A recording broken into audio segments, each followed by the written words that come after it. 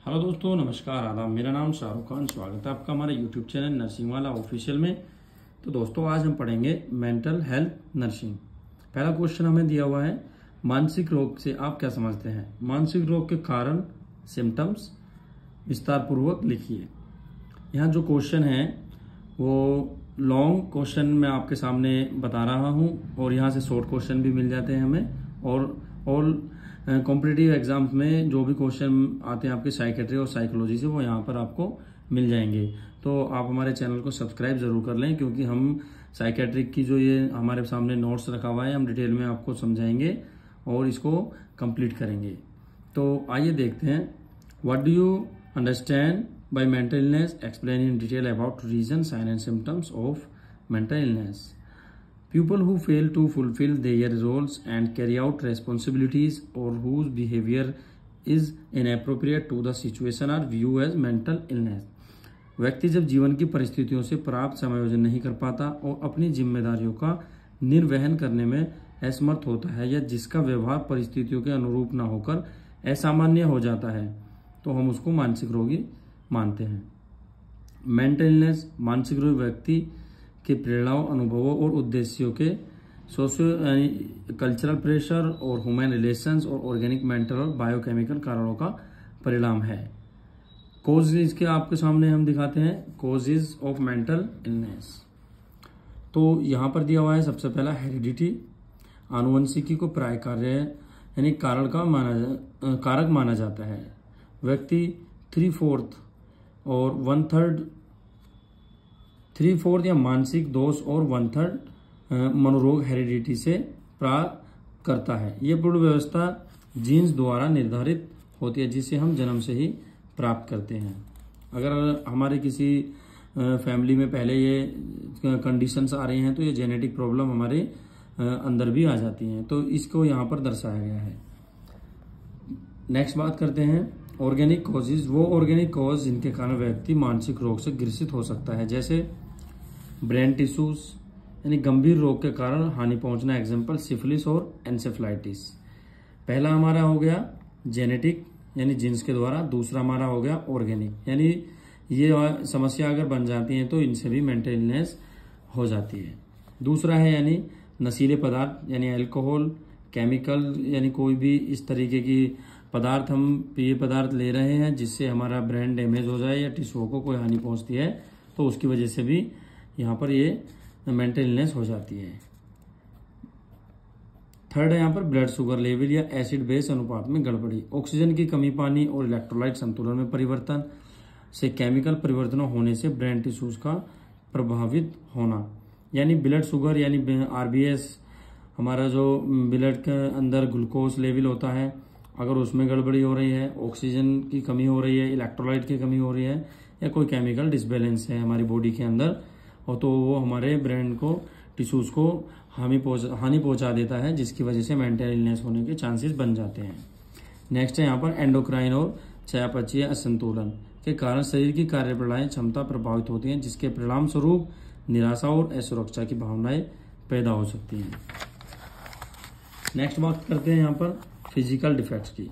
तो physical defects के अंदर जो आते हैं हमारे शारीरिक दोष के अंतर्गत सभी शारीरिक विकृतियां, जैसे कि अंधापन, लंगड़ापन, बहरापन, जन्मजात विकृतियां जैसे कटे होठ, फटा तालू और आदि, जैसे ये हमारे क्लेफ्ट पैलेट और क्लेफ्ट लिप, ये हमारे कंजेनाइटल डिजीज में आ जाते हैं। तो ये हम मेंटल इलनेस में इसको इंक्लूड किया गया है।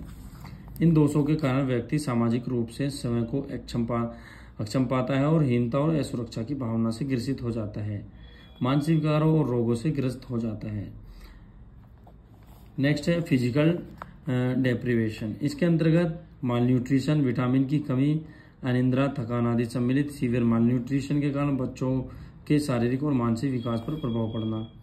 विटामिन बी कॉम्प्लेक्स की कमी के कारण मानसिक विकार उत्पन्न हो सकते हैं।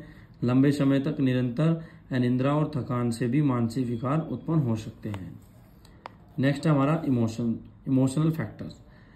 इमोशनल फैक्टर्स के अंदर है, इसका जो कारण है, मानसिक विकार और रोग उत्पन्न हो सकते हैं इसके इमोशनल फैक्टर्स के अंदर, जैसे शारीरिक रोग, high blood pressure, asthma, peptic ulcer और हार्ट डिजीज।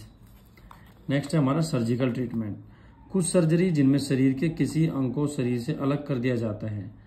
अस्थायी मानसिक गड़बड़ी या मनोविक्षिप्तता के लक्षण दिखाई दे सकते हैं। एग्जाम्पल, हिस्टेक्टमी होना, मास्टेक्टमी होना या एम्पुटेशन होना। पेशेंट नॉर्मल है और उसको कभी ऐसी सर्जिकल ट्रीटमेंट लेने की जरूरत हो गई जिसमें उसको हिस्टेक्टमी हो गया या मास्टेक्टमी हो गया या एम्पुटेशन, उसका हाथ पैर कट गया या कोई भी अंग उसको अलग हो गया है, तो उसकी वजह से उसको मानसिक रोग होने की संभावना बढ़ जाती है। नेक्स्ट है यहाँ पर साइकोसोशल फैक्टर्स। साइकोसोशल फैक्टर्स के अंदर आता है मैटरनल डेप्रिवेशन, अर्थात जब किसी भी कारणवश शिशु को माता के प्रेम और ममता से अलग कर दिया जाता है तो उसके विकास पर इसका विपरीत प्रभाव पड़ता है, क्योंकि बच्चे के व्यक्तित्व में भावनात्मक और सामाजिक विकास हेतु माता का प्रेम, स्नेह, सुरक्षा और सहारे की अत्यंत आवश्यकता होती है। इसकी कमी से व्यवहार जनक और असामान्यताएं व्यक्ति में उत्पन्न हो सकती हैं, यानी हो जाती हैं। नेक्स्ट है यहाँ पर पैथोजेनिक फैमिली पैटर्न। माता पिता और बच्चे के मध्य तनावपूर्ण और दोषपूर्ण संबंधों जैसे अनुचित व्यवहार, कठोर अनुशासन, दमन आदि से बच्चों पर विपरीत प्रभाव पड़ता है, जिसके परिणाम स्वरूप बच्चे या तो निराशा, डर और माता पिता पर आश्रित हो जाते हैं या जीवन की लड़ाई अकेले लड़ने में समर्थ नहीं होते हैं। नेक्स्ट है यहाँ पर रोग जनित अंतर व्यक्तिगत संबंध यानी पैथोजेनिक इंटरपर्सनल रिलेशनशिप्स। व्यक्ति का अपने घर, परिवार, कार्यस्थल, स्कूल, कॉलेज आदि स्थानों पर स्ट्रेस युक्त वातावरण मिलने से उसमें भावनात्मक अस्थिरता उत्पन्न हो जाती है और विपरीत परिस्थितियां लंबी अवधि तक बनी रहें तो मनोविक्षिप्तता और मनोरोग के साथ साथ शारीरिक रोग के लक्षण उत्पन्न हो जाते हैं। नेक्स्ट है यहाँ पर प्रोफाउंड स्ट्रेस। अत्यधिक तनाव की अवस्था आदि लंबी अवधि तक बनी रहती है तो व्यवहार असामान्यता आ जाती है। ये असामान्यता शारीरिक तनाव, मानसिक तथा भावनात्मक तनाव के कारण होता है। नेक्स्ट है यहाँ पर शारीरिक तनाव यानी भूखमरी, भूकंप, बाढ़, आपदा, मलिन बस्ती में रहने और प्रदूषण के कारण हो सकता है। आपको इसमें कोई चीज़ डिटेल में अगर कंफर्म करनी हो तो कमेंट बॉक्स में हमें बता सकते हैं, क्योंकि मैं आपको वीडियो ज़्यादा लंबी ना हो इसलिए यहाँ पर अभी इसको रफली बता रहा हूँ और आगे मैं आपको इसे डिटेल में समझाऊंगा। अगर आपको इसकी ज़रूरत होती है तो आप कमेंट बॉक्स में बता सकते हैं। मानसिक तनाव, प्यूबर्टी गर्भावस्था बच्चे के जन्म या किसी रोग से ग्रसित होने पर हो सकता है।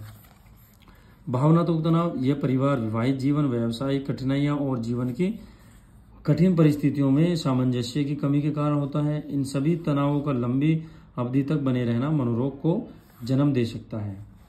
नेक्स्ट है यहाँ पर मेंटल कॉन्फ्लिक्ट्स। व्यक्ति की अंतःप्रेरणाओं, इच्छाओं, उद्देश्यों, रुचियों और आदर्शों और संवेदनाओं के बीच द्वंद्व होने से अवांछनीय भावनात्मक दृष्टिकोण और निग्रह पैदा होते हैं, जिनमें मानसिक उलझनें बढ़ जाती हैं। अब बात करते हैं हम सोशियो कल्चरल फैक्टर्स की।